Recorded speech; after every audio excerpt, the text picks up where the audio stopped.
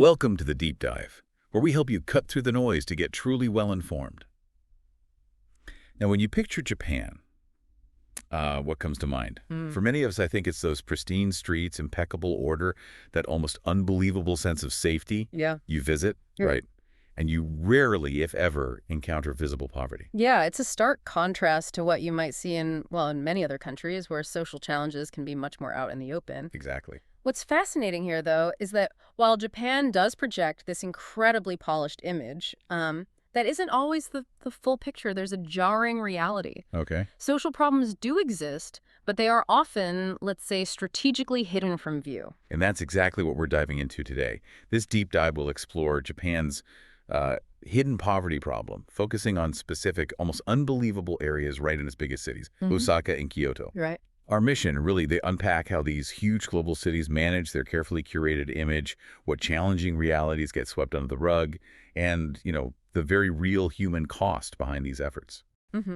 And we're drawing from quite a range of sources for this. Some really revealing YouTube videos that pull back that tourist facade. Yeah, those were striking. And also some insightful articles looking into urban development and these complex social issues. Okay, so let's unpack this. Yeah. We all kind of picture Japan as this clean, tidy, well-maintained society. It's a perception reinforced by so many of our own experiences, I think. Definitely. So it's quite a shock, then, to discover an area like Nishinari in Osaka, which feels frankly, like a different world entirely. And that invisibility, it isn't an accident, it's quite deliberate. The Japanese government actively works to maintain a specific image, for tourism. Ah, right, for the tourists. Which makes it incredibly difficult for visitors to see the struggles of residents, some of whom live just, a few blocks from major attractions. Wow. And beyond that, there's also a strong social culture that tends to avoid directly discussing poverty or social disadvantage. So it's kind of taboo.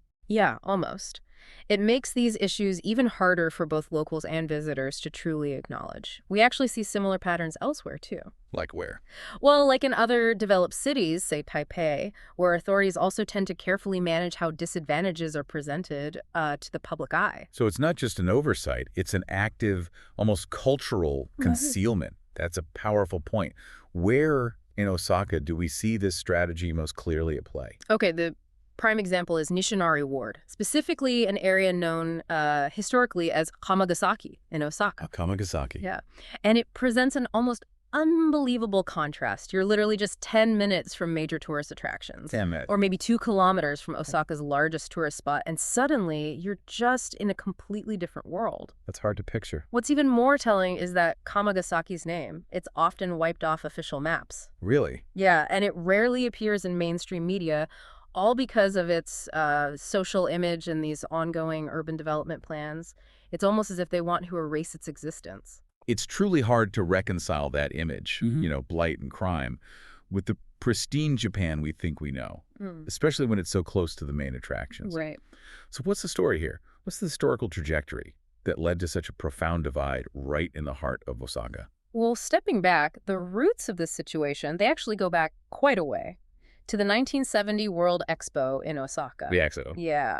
To support the massive construction and infrastructure needed for the Expo, thousands of young workers from impoverished areas across Japan were brought in, day laborers mostly. Right, for the buildup. Exactly. But once the Expo ended, these men didn't return home. Instead, they stayed, concentrating in Nishinari, which was then known as Nishiarden-chiku. Ah, okay. And this concentration quickly turned the area into a hub for day laborers, but also, unfortunately, earned it the reputation as the most dangerous and gang-infested place in all of Japan. Wow. And the sources, they mentioned the history of conflict there is incredibly intense. Absolutely. Something like 24 riots, where laborers clashed violently with police, almost burning down the city. Yeah, it got incredibly heated. 24 documented riots where laborers fought police. It almost led to the burning down of Osaka City, like you said. Yeah. And it's not just ancient history either. No. The last major one was as recent as 2008. 2008, okay. So that brings us more towards the present. How does that struggle look today? Well, today the struggle continues, but there's been a significant demographic shift. Those day laborers from the 70s, 80s, 90s, they almost all retired now. Right, aging population. Exactly. Meaning most residents today are over 65. The area is now home to about 1,300 homeless people, and a staggering 25% of its residents rely on public assistance. 25%. Yeah, and to put that in perspective for you, that's vastly higher than Japan's national average, which is just 1.6%. Wow, 1.6 versus 25. That really underscores the deep, entrenched nature of the poverty there. It absolutely does. So this isn't just about an aging population then. It sounds like it's also about a massive economic decline that disproportionately hit this community. Precisely. From the 1970s onwards, Japan's manufacturing sector started shifting overseas, and automation, drastically reduced the demand for low-skilled labor. The kind of work these day laborers did. Exactly. This left many Kamagasaki day laborers effectively unemployed. They were forced into this desperate existence, relying on odd jobs, maybe scavenging for recycling, or trying to subsist on minimal social welfare benefits. And you can imagine how that, over decades, just spirals. Worsening health, alcoholism. Widespread alcoholism, drug abuse, intense social isolation, all of it. And the physical signs of this neglect. The sources mention some really stark examples. They are truly heartbreaking. For instance, the area's welfare center, which was a vital lifeline for so many, it closed in 2019. Said it didn't meet earthquake standards. Oh, wow. And that caused protests. Yeah, it sparked protests by these aging day laborers who, in their frustration, they started throwing trash outside the closed center. Okay. And over the next 5 years, that spot just grew and grew. It became Osaka's biggest illegal dumping ground. People from all over the city were apparently bringing old appliances, garbage there to avoid disposal fees. Unbelievable. And you can still see these dangerous abandoned houses, their roofs literally falling apart onto the street. Many windows have bars because of the perceived danger. Right. And there was that detail about the sign. Oh, yeah. That particularly chilling detail from one source, seeing the word ko-osu, which means kill, written on a signboard. Kill. Yeah. That's incredibly stark and truly unsettling, especially given Japan's reputation for safety. It paints such a vivid picture of desperation, doesn't it? It really does. It's incredibly unusual for Japan and speaks volumes about the desperation in the area. So given these entrenched issues, the sudden cleanup you mentioned earlier must have been a huge shock to anyone who knew the area. Absolutely. Just last month, apparently, they cleaned up all the garbage, moved the homeless people away from that central area where they were living. Moved them where? That's the question, isn't it? And they put up physical barriers, too. Areas boarded up with walls, gates. One source even mentioned seeing barbed wire on a bench or ledge, specifically so no one could sit there. Barbed wire to stop people resting. Wow. What prompted such a drastic and seemingly overnight change? Well, this brings up an important question. Why this sudden, drastic cleanup? And the ironic reason, it turns out, is that the Osaka Expo is returning. No. The same expo. The very event that helped create this slum by bringing in thousands of laborers decades ago is now serving as the catalyst for its dismantling. That's quite the irony. It is. And this closure of the welfare center, these urban redevelopment plans, they raise serious concerns about what we call spatial justice. You mentioned spatial justice. Could you quickly elaborate on what that means in this context? Yeah. For our listeners? It sounds like it's crucial here. Certainly. Yeah, spatial justice refers to the fair and equitable distribution of resources, services, opportunities across different geographic areas. Oh, yeah. And importantly, how that distribution impacts the social groups living there. So here, it highlights whether the redevelopment is truly just for the residents. Right. Are they being offered viable alternatives, support? Exactly. Or is it simply moving the problem elsewhere? Risking further marginalizing these already vulnerable people by, displacing them from their established communities and lifelines. And what's truly concerning is that this isn't an isolated incident, is it? No, not at all. There's a parallel story unfolding in Kyoto, just 10 minutes from Kyoto Station, in one of Japan's historically most taboo places. That's right. An area once home to around 10,000 Burakumin, Japan's historical untouchables, and thousands of Koreans as well who faced generations of forced segregation. Man, Now, similar gentrification is happening. The government is actively forcing them out to develop shopping malls, tourist hotels. So the clear, unspoken message from both Osaka and Kyoto seems to be, well, they don't necessarily want to solve poverty or get people off the street. They just want them out of sight. Out of sight. The problem, as our sources highlight, is simply being scattered rather than solved. Precisely. Now, let's talk about the tourist paradox here. Because despite Kamagasaki's reputation, some foreign tourists actually stay in Nishinari. It's true, they're drawn by these incredibly cheap hostels, like $5 a night, right in the heart of Osaka. $5? Wow. And super inexpensive food, too. Okonomiyaki for 100 yen, that's less than $1. Drinks for less than 50 cents. So some tourists are there just for the price. Many seem to be completely unaware of the area's dark history. Some probably just couldn't find other accommodation. And then maybe some are actively seeking a, quote, real Japan experience that goes beyond the polished facade. The authentic experience. Yeah.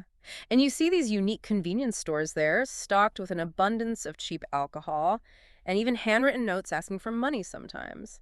It's a really strange blend of tourism and destitution. It truly highlights the conflicting realities, doesn't it? Absolutely. And when you look at the different perspectives, some foreign visitors find it, not a problem. Like the person from France. Exactly, remarking that it's much worse in my country, yet local Japanese people are often deeply worried.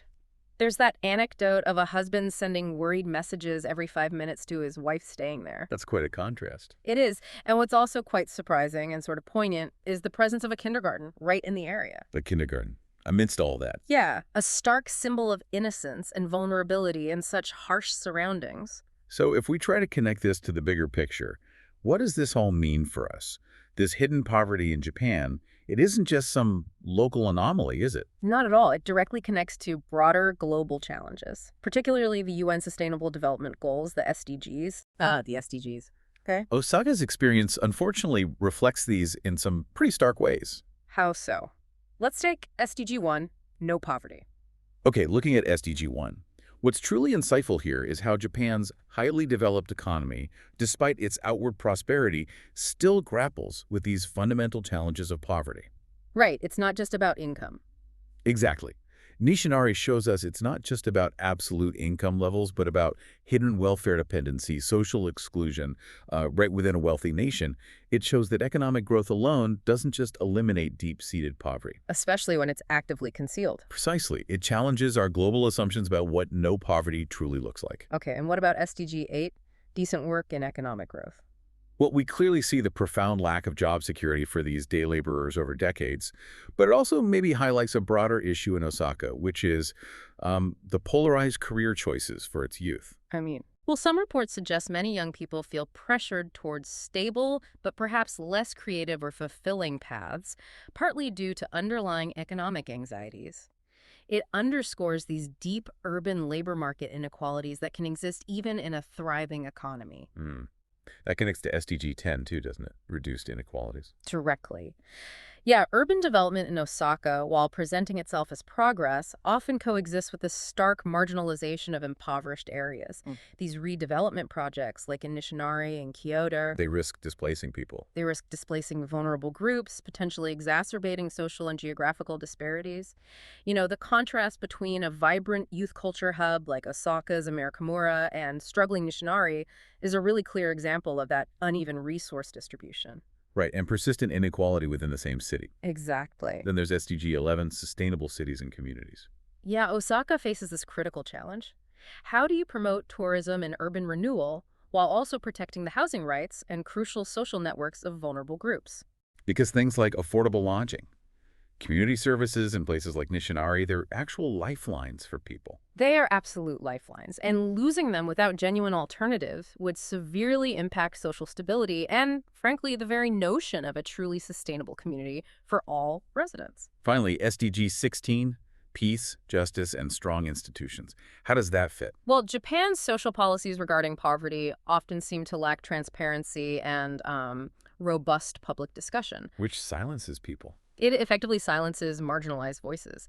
And while NGOs and local volunteers do provide essential support in Nishinari, food, shelter, medical care, incredible work, Right. our sources stress that systematic policy reforms, at a governmental level, are still critically insufficient. This lack of open dialogue hinders real progress towards justice for these communities. So there you have it, the vibrant, prosperous image Japan projects to the world.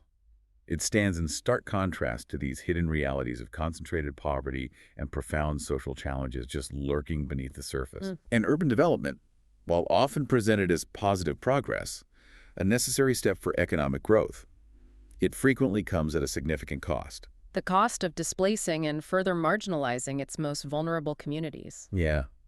So it leaves us with a difficult question, doesn't it? It does. When cities actively work to conceal their social challenges just to maintain a particular image, what responsibility do we have as citizens, visitors, maybe policymakers, to look beyond that facade? And maybe ask, how can societies truly build sustainable and equitable communities when they seem unwilling to openly and honestly address the struggles of their most vulnerable residents? It's a complex question, and definitely one worth pondering long after this deep dive ends.